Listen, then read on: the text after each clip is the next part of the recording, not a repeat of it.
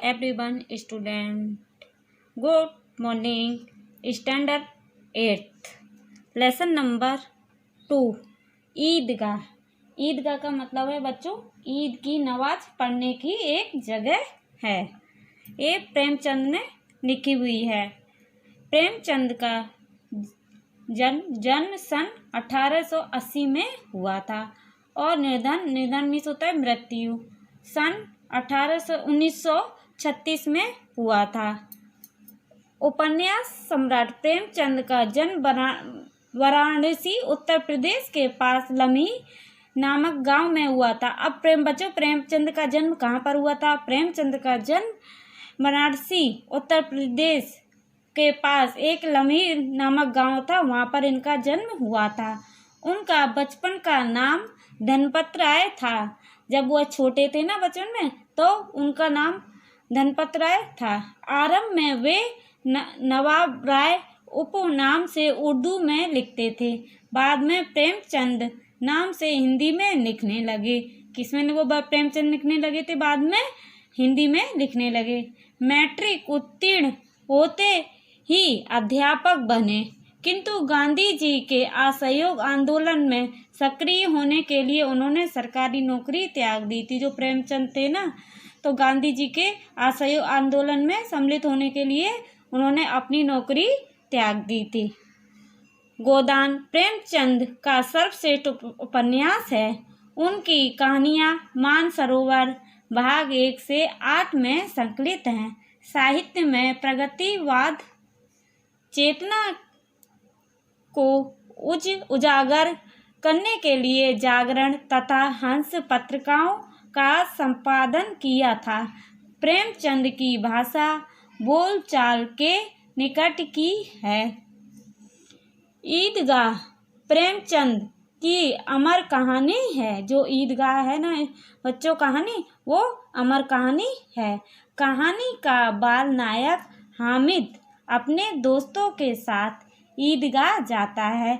जो हामिद नाम का नायक है ना इस स्टोरी में, तो वो अपने दोस्तों के साथ ईदगाह चला जाता है। जब अन्य बच्चे खिलौने और मिठाई खरीदते हैं, जो और बच्चे हैं ना खिलौने खरीदते हैं और मिठाई भी लेते हैं, हामिद अपनी बाल सैद इच्छाओं का दमन करके अपनी दादी अमीना के लिए चिमटा खरीदता है। वह अपनी इच्छा होती है और बच्चे सारी चीज़ें खरीदते हैं ना, उनको देख करके उसकी इच्छा होती है कि हम ये भी चीज़ ले लें, ये भी चीज़ ले लें, लेकिन उसने नहीं ली। अपनी जो दादी है ना अमीना, उसके लिए एक चिमटा उसने दिया। इसमें दादी के प्रति प्रेम तथा उपयोगी चीज खरीदने की विवेकपूर्ण बुद्धिमत्ता प्रकट होती है। पाठकगण बालक हामिद के त्याग, सद्भाव और विवेक को देखकर भाव विभोर हो जाते हैं। चलो बच्चों हम रीडिंग स्टार्ट यहाँ से करते हैं। रमजान के पूरे 30 रोज़ों के बाद आज ईद आई है। रमजान के बाद जो रोजे बच्चे होते हैं ना 30 दिन बाद ईद आई है। रोजों के मतलब होता है उस दिन ये लोग व्रत रखते हैं। कितना मनोहर, कितना सुहावना प्रभात है, कितना सुंदर और कितना खुशहाल ये दिन है। आज का सूर्य देखो कितना प्यारा, कितना शीतल है। जो आज का सूरज बच्चों निकला है देखो कितना सुंदर लग रहा है और कितना शीतल है। मानो संसार को ईद की बधाई दे रहा है। मानो कि जो सारा संसार है ना एक दूसरे को ईद की बधाई दे रहा है। गांव में कितनी हलचल है। जो गांव है ना कितना शोर है क्योंकि आज ईद है। ईदगाह जाने की तैयारी हो रही है। जो ईदगाह है ना जैसे ईद की नमाज पढ़ने की जगह ईदगाह होती है ना, वहाँ जाने की तैयारी हो रही है। वहाँ पे सारे लोग इकट्ठे हो रहे हैं और सब जाने की तैयारी कर रहे हैं। किसी के कुर्ते में बटन नहीं है। जो कुर्ता पहन रहे हैं ना तो वहाँ पर एक बटन भी नहीं है कुर्ते में। पड़ोस के घर में सुई धागा लेने दौड़ा जा रहा। जो बाजू में घर है वहाँ पर वह सुई धागा लेने के लिए जा रहे हैं। किसी नेक्स्ट पेज के जूते कड़े हो गए हैं। उनमें तेल डालने के लिए तेली के पास भागा जाता है। जो जूते हैं ना एकदम कड़े हो गए हैं, जो तेली है ना उसमें वह लड़का जूतों में तेल डलवाने के लिए भागा जा रहा है। जल्दी जल्दी बैलों को सानी पानी दे। सानी का मतलब होता है चारे की सामग्री जो पानी में सान कर पशुओं को खिलाई जाती है।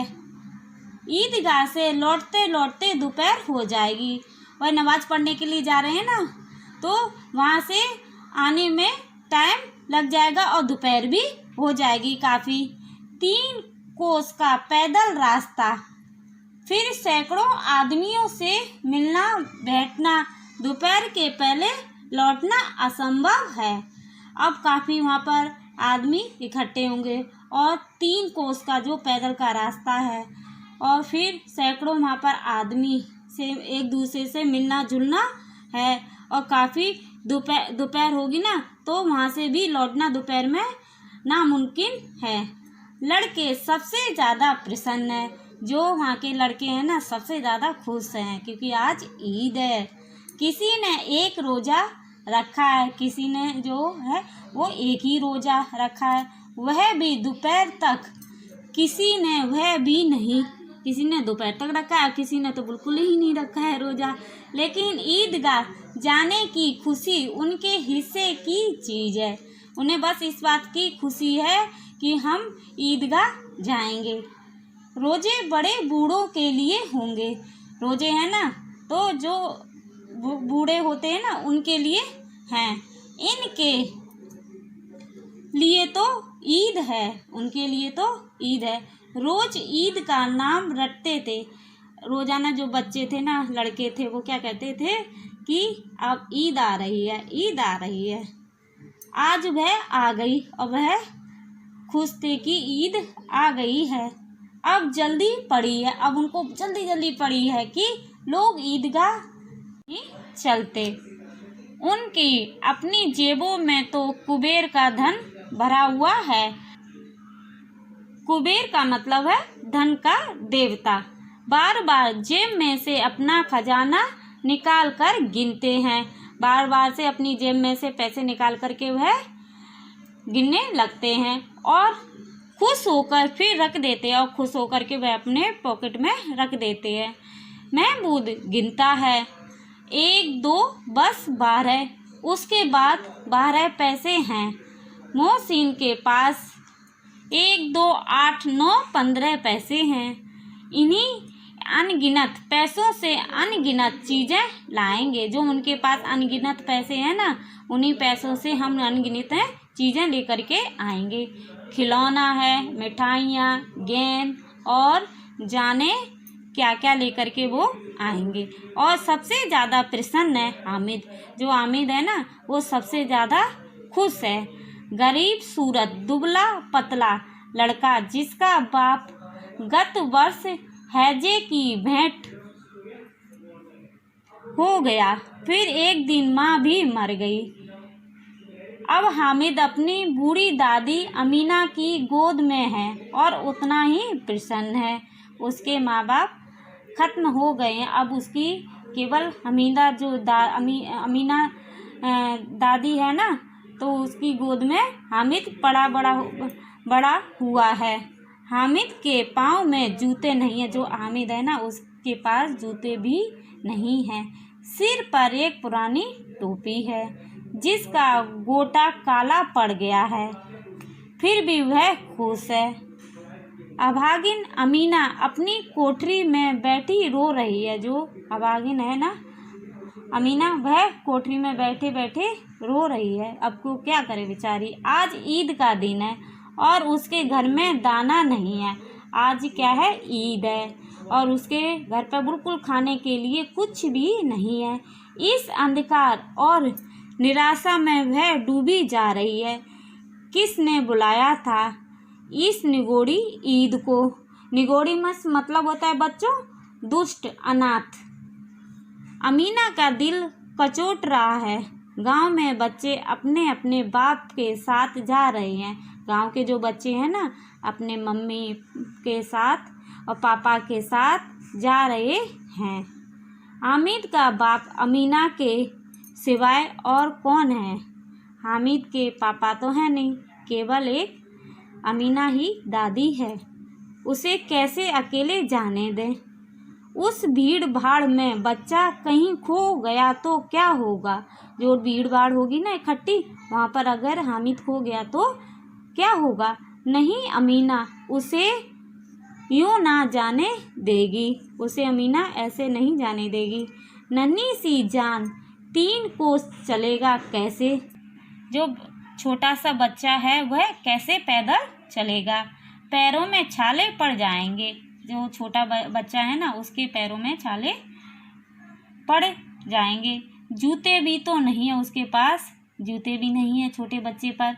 कुल 2 आने पैसे बच रहे हैं। कितने पैसे बच रहे हैं? केवल 2 आने। 3 पैसे हामिद की जेब में हैं, और जो 3 पैसे हैं ना हामिद के पॉकेट में हैं।